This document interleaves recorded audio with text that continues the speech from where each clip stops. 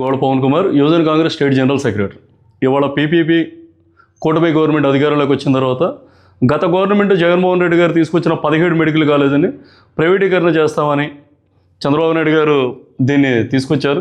దానికి నిరసనగా వీళ్ళు కోటి సంతకాల సేకరణ అన్నదా తీసుకొచ్చారు. అంటే ఎవరికి వాళ్ళు ఆళ్ళ పార్టీ గొప్ప అండి, ఆళ్ళ పార్టీ గొప్ప, వీళ్ళ పార్టీ గొప్ప అండి, వీళ్ళ పార్టీ గొప్ప.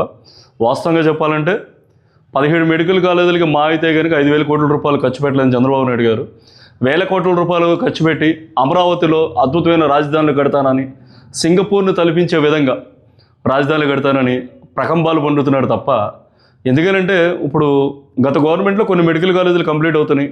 ఆ మెడికల్ కాలేజీలు కంప్లీట్ అవ్వడం వల్ల ఎట్ ఎన్ టైం అంటే ఒక్కో మెడికల్ కాలేజీకి 300 పడకల హాస్పిటల్ కూడా అందుట్లోనే ఉంటుంది.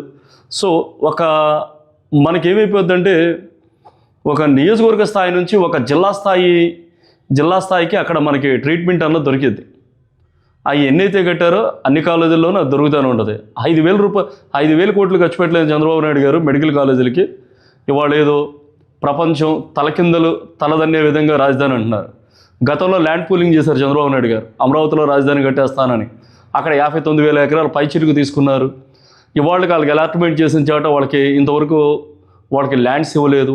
తర్వాత కోతవేడు దూరంలోనే 30 కిలోమీటర్ల దూరంలోనే ఇంటర్నేషనల్ ఎయిర్పోర్ట్, గన్నవరం ఎయిర్పోర్ట్ ఉంటే అమరావతిలో కూడా ఒక ఎయిర్పోర్ట్ కడతానని చెప్పి మళ్ళీ అక్కడ ప్రజలు మోసం చేయటం.